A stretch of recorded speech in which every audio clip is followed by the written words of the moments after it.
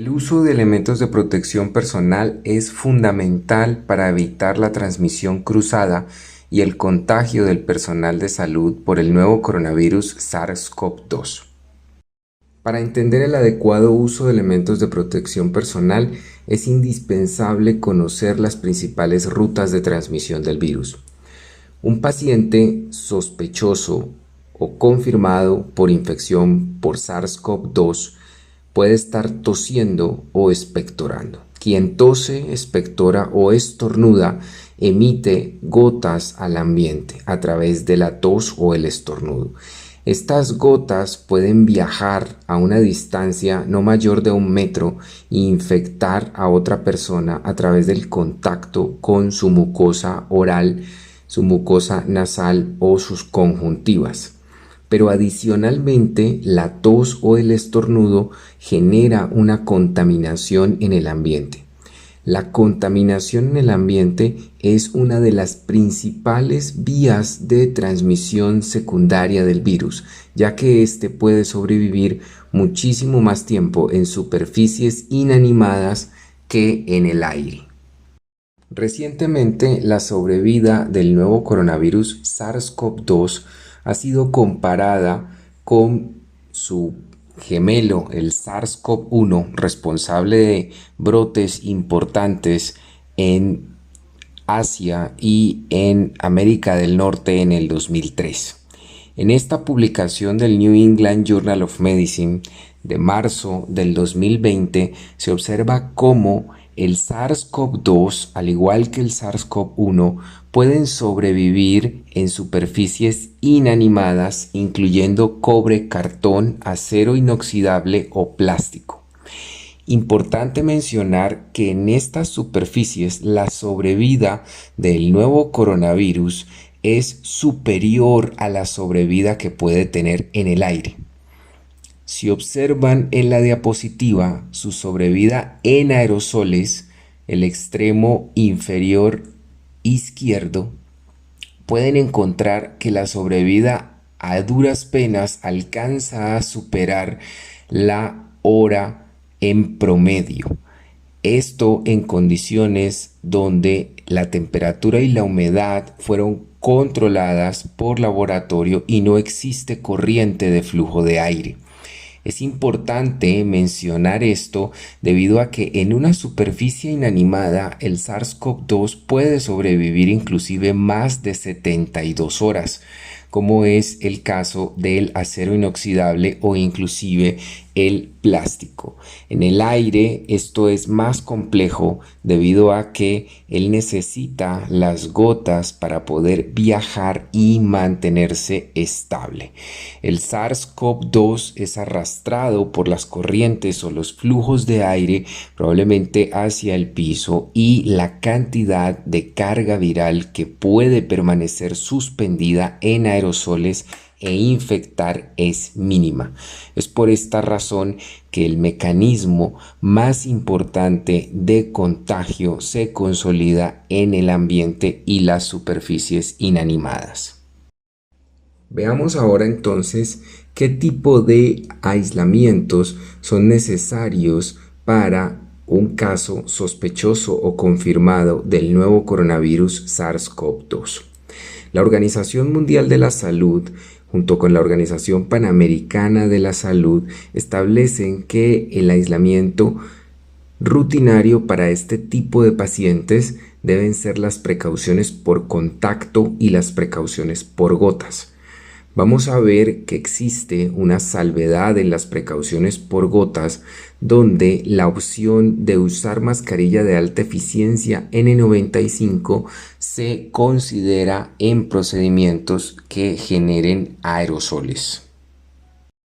En este estudio de casos y controles en trabajadores de la salud infectados o no por SARS-CoV-1, se observa cómo las precauciones por gotas y contacto fueron suficientes para proteger al equipo de salud contra la infección del SARS-CoV-1.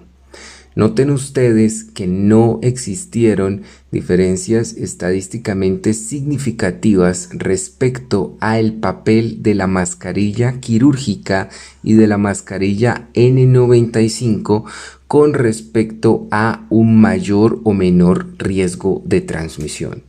Esta conclusión de este estudio de casos y controles sugiere que el rol de la mascarilla es mínimo respecto a el rol en general que tienen el resto de medidas de contacto para el nuevo coronavirus SARS-CoV-2, lo cual demuestra que si bien las transmisiones que se pueden generar por aerosoles son importantes, es el contacto y la transmisión por contacto al tocar superficies contaminadas por el virus la que se consolida como el riesgo más importante de contagio para el trabajador de la salud y en general para la población. Recordemos que el virus puede sobrevivir mucho más en estas superficies y que mucho de lo que tocamos, si no hacemos una fricción de manos adecuada, evidentemente va a verse reflejado en una transmisión con posterior contagio debido a que nos tocamos la cara entre 25 hasta 550 veces al día. El llevarse las manos sin haberse hecho fricción con alcohol glicerinado a la cara es el medio de contagio más prevalente debido a que el virus entra directamente por las mucosas y la boca o la nariz. Recordemos que el virus no puede atravesar la piel porque el estrato córneo de la piel funciona como una barrera efectiva contra él. Empecemos entonces a evaluar las estrategias para evitar la diseminación del virus por transmisión cruzada.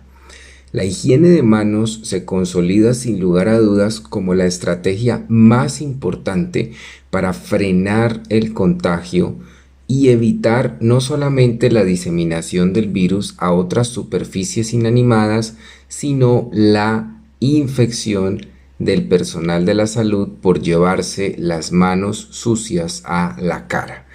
La higiene de manos tiene 4 componentes fundamentales. 2 de ellos son el pilar para esta infección por el SARS-CoV-2 y la principal herramienta para evitarla, y son el lavado de manos y la fricción de manos. El lavado de manos y el lavado de manos con jabón no medicado es una estrategia importante en la comunidad debido a que el jabón es capaz de inactivar y acabar con el virus en poco tiempo. En el ambiente hospitalario, la fricción de manos con compuestos a base de alcohol, puntualmente el alcohol glicerinado al 70%, el cual es virucida, incluyendo virus encapsulados como el coronavirus, es una estrategia fundamental. Recordemos que la fricción es el pilar no solo para evitar diseminación de infecciones por SARS-CoV-2, sino en general para prevenir hasta un 50% las infecciones asociadas al cuidado y la atención en la salud. Los otros 2 componentes de la higiene de manos tienen que ver con el quirófano, la higiene quirúrgica, que está compuesta del lavado quirúrgico convencional para realización de procedimientos invasivos y cirugías, y la fricción quirúrgica que se hace con compuestos a base de alcohol y clorhexidina. Recordemos entonces que la fricción con solución alcohólica debe realizarse en los 5 momentos de la higiene de manos. Esta estrategia, que fue el pilar de la Organización Mundial de la Salud para lanzar su estrategia multimodal de los 5 momentos, fue validada en un estudio realizado por Didier Pittet en el año 2000, publicado en Lancet, un estudio multicéntrico en el cual él confirma que la inclusión del alcohol glicerinado en las instituciones hospitalarias disminuye la tasa de infección del torrente sanguíneo asociada a catéteres y en general las infecciones por Staphylococcus aureus, incluyendo el resistente a oxacilina.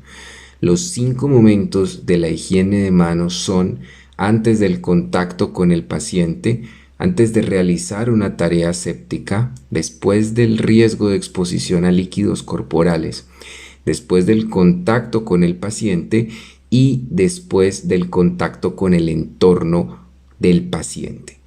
Para el SARS-CoV-2, todos los momentos son importantes, pero sin lugar a dudas, después del contacto con el entorno del paciente es fundamental porque este es quizá el momento que más olvida el trabajador de la salud, pero el momento que más lo pone en peligro del contagio, ya que probablemente después de salir a una habitación en la que no he tocado al paciente, si toqué el ambiente o las superficies, puedo fácilmente llevar el virus en mis manos y tocarme la cara, haciendo mucho más factible el contagio o tocando otras superficies y diseminando el virus.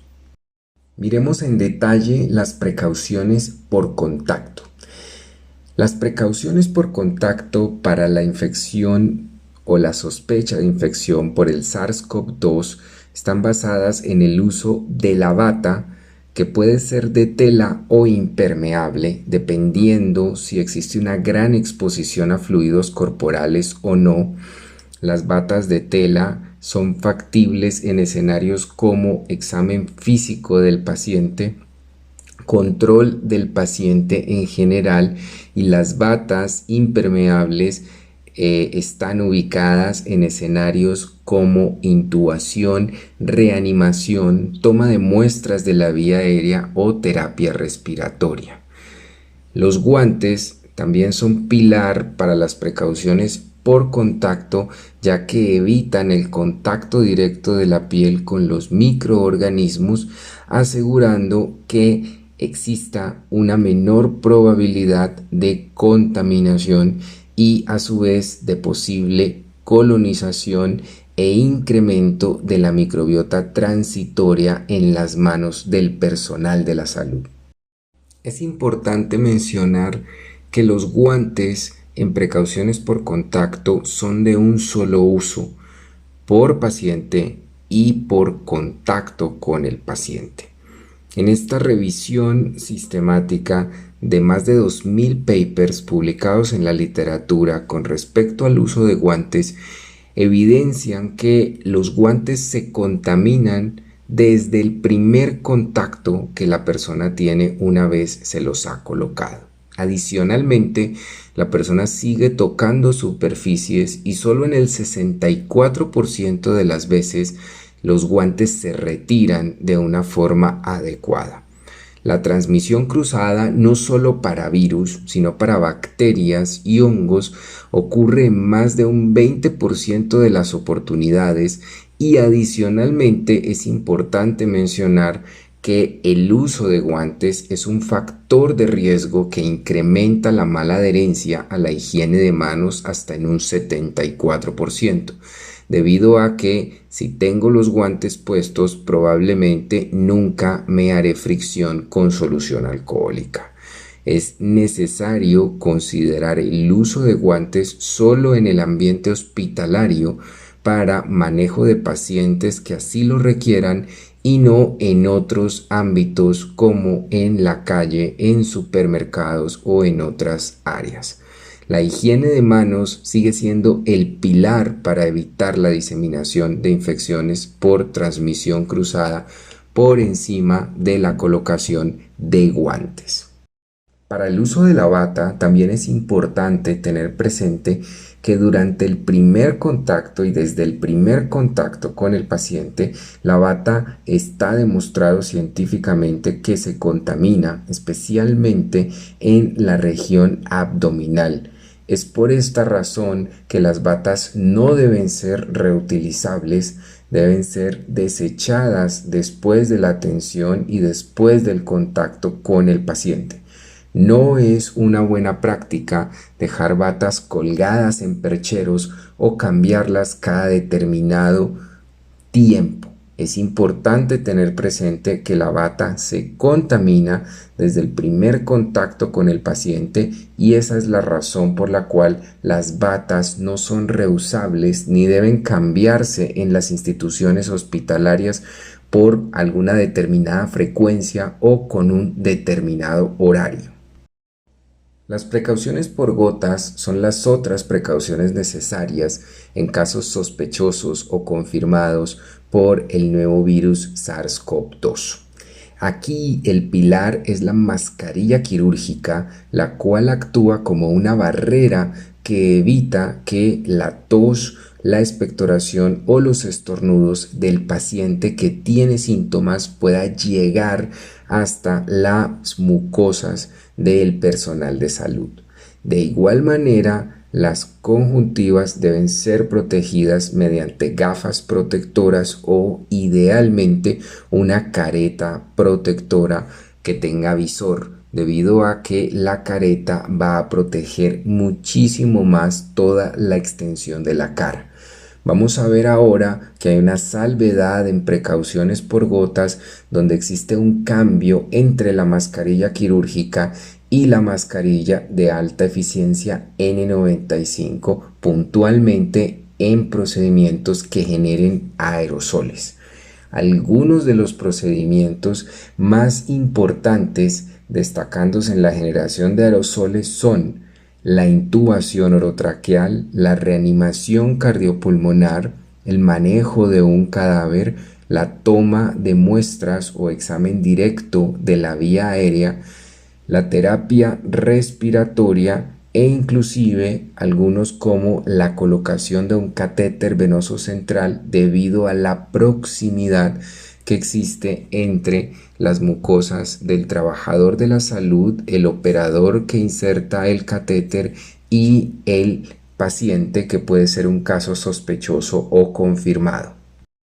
Veamos entonces, dependiendo de la evaluación del riesgo y de lo encontrado en la evidencia científica, cuándo se debería usar una mascarilla de alta eficiencia N95 o cuando una mascarilla quirúrgica convencional. En este artículo publicado en el Clinical Infectious Disease en el 2017, se trató de evaluar en trabajadores de la salud cuál mascarilla era mejor y cuál protegía más contra la infección del SARS-CoV-1. Si la mascarilla quirúrgica convencional o la de alta eficiencia N95. Lo que ustedes ven como OR es un odds ratio, es una medida de oportunidad. Significa la oportunidad de que dado que yo use una mascarilla quirúrgica o una de alta eficiencia N95, tenga yo el riesgo de infectarme por SARS o no. Las medidas de oportunidad son asociaciones estadísticas que cuando están por debajo del valor 1, por debajo del 1, se comportan como un factor protector. Si yo quisiera llevar esta medida a un porcentaje, tendría que mirar para mascarilla .13 y para N95.12 cuánto le falta a eso para ser igual a 1.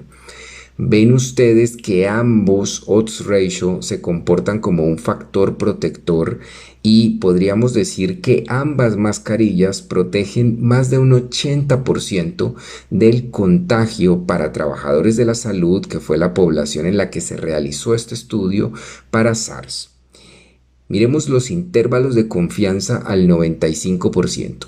Un intervalo de confianza al 95% significa que si yo repito el estudio n número de veces, voy a tener un 95% de probabilidades de que mi medida de asociación, que es el OR, caiga entre los dos números del intervalo. Ustedes ven que ninguno de los números sobrepasa el valor de nulidad, que es 1. Significa que ambas asociaciones son estadísticamente significativas.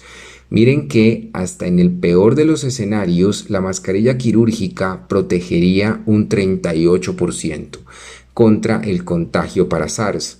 y la N95 en el peor de los escenarios hasta un 74%. Esto significa que ambas mascarillas son efectivas para proteger al trabajador de salud del contagio con SARS, pero ahora vamos a ver por qué la N95 es ligeramente superior en algunos de los escenarios que generan más riesgo de aerosoles en la atención de el paciente sospechoso o confirmado por SARS. Antes de eso, es importante mencionar que existe alguna evidencia científica que ha mostrado cómo el uso inapropiado de elementos de protección personal y específicamente de mascarillas N95 ha sido un factor de riesgo para el trabajador de la salud que incrementa la probabilidad de una infección cruzada.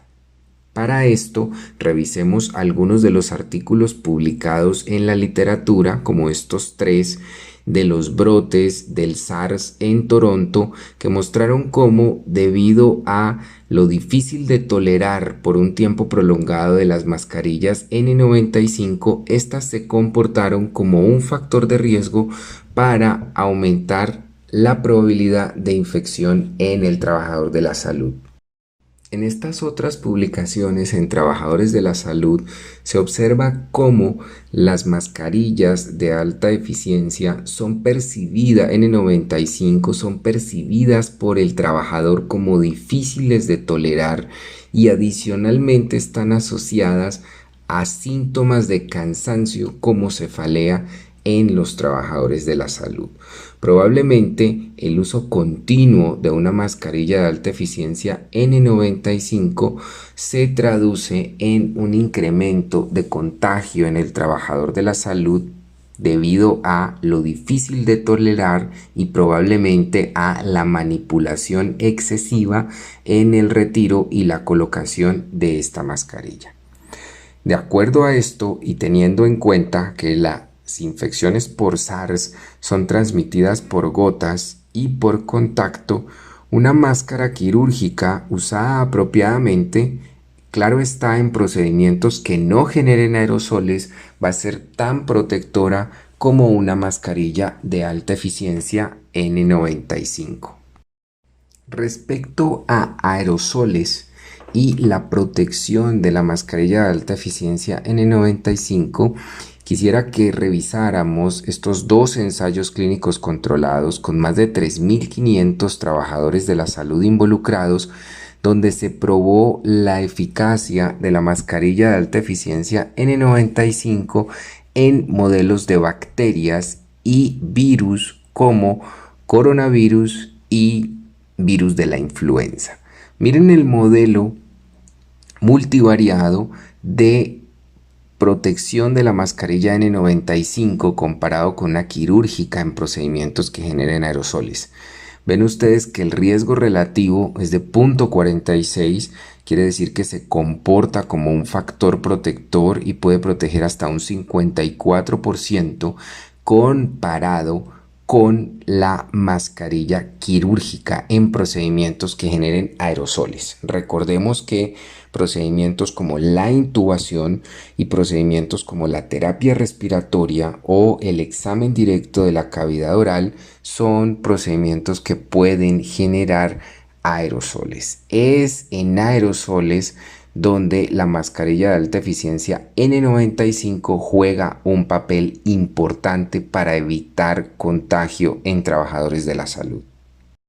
La conclusión más importante entonces que refleja la evidencia es que la mascarilla de alta eficiencia N95 sin lugar a dudas es mucho mejor para proteger al trabajador de la salud frente a procedimientos que generen aerosoles y puntualmente hablándolo en SARS-CoV-2, esta sería la indicación para el uso de una mascarilla de alta eficiencia N95. La mascarilla de alta eficiencia N95 es N porque no es resistente al aceite. Ven ustedes tres mascarillas en la diapositiva. La blanca, que generalmente la usan las personas encargadas del aseo hospitalario, es una R95 porque es resistente al aceite, y existe la P o T95, que es la gris que ven en el extremo superior derecho de la diapositiva, que son resistentes al aceite. Para el ambiente hospitalario, la mascarilla N95 es suficiente para generar una protección con respecto al aire que respiramos cerca a un paciente o en procedimientos que generen aerosoles en un paciente. El 95 implica que filtra hasta un 95% del aire que respiramos e incluye partículas pequeñas de alrededor 5 micras o menos. Esta mascarilla de alta eficiencia N95 tiene varias capas, dentro de las cuales existen capas de poliuretano y también capas de carbón que se encargan de atrapar muchas de las impurezas del aire y poder filtrarlas para que respiremos un aire muchísimo mejor. Una mascarilla de alta eficiencia N95 tiene un promedio de vida de uso continuo, es decir, respirando continuamente con ella entre 8 a 12 horas dependiendo del proveedor. Existen algunos cuidados muy importantes que hay que tener con la mascarilla de alta eficiencia N95, como lo son: no doblar la mascarilla, porque al doblarla están dañando el filtro. Tampoco marcarla en su cara externa, porque esto altera o daña el filtro. Idealmente debe marcarse en las tirantas. Adicionalmente, la mascarilla de alta eficiencia N95 no debe guardarse en bolsas plásticas, debe guardarse en bolsas de papel craft o en bolsas de papel para evitar el daño del filtro debido a la humedad relativa que tenemos en el suroccidente del país. Cuando usted se vaya a colocar la mascarilla de alta eficiencia N95, por favor asegúrese de no tocar la cara externa, igual cuando se la retire, debido a que ésta puede estar contaminada. Es muy importante no tocar la cara externa en el retiro, y adicionalmente es fundamental para el manejo de pacientes con sospecha o diagnóstico de la infección por coronavirus SARS-CoV-2 que el uso de la mascarilla de alta eficiencia N95 esté acompañado del uso de la careta con el visor. La careta con el visor se encarga de proteger la cara externa de la mascarilla de probables gotas producto de tos o estornudos del paciente. Si usamos unas gafas protectoras convencionales, la mascarilla va a estar expuesta y se va a contaminar durante la atención del paciente. Esta es una manera práctica de poder reusar la mascarilla sin contaminarla, sobre todo por el momento que estamos atravesando y la escasez de elementos de protección personal. La mascarilla de alta eficiencia N95, esta es la más popular que conocemos nosotros, está aprobada dependiendo del continente en el que nos encontremos. En América, la NIOSH, que es la Sociedad de Seguridad y Salud en el Trabajo norteamericana, regida bajo la norma de la OSHA, avala los filtros de las mascarillas de alta eficiencia N95. Siempre verifique, si se trata de una mascarilla de estas, que tenga el sello de la NIOSH y un código TC que avala la viabilidad y la eficacia del filtro. También en el mercado nos podemos encontrar con mascarillas N95, pero bajo la norma europea. Bajo la norma europea, la mascarilla sería una FFP2 o FFP3. La norma europea, que no es la norma de la NIOSH, o sea, no es la OSHA, también avala mascarillas FFP que son equivalentes a la mascarilla N95. Tenga esto en cuenta porque puede encontrarse con una mascarilla que tenga esta referencia. La norma europea es equivalente a la norma americana en términos de seguridad y de eficacia de los filtros. Hablemos ahora de las habitaciones con presión negativa.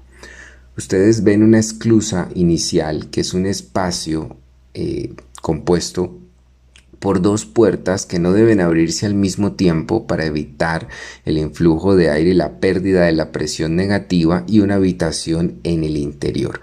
En esta habitación la presión negativa funciona con un inyector que aplica el aire, un extractor que extrae todo el aire, y el aire no hace un recambio circular. Quiere decir que el aire no recircula, sino que el aire es a pérdida.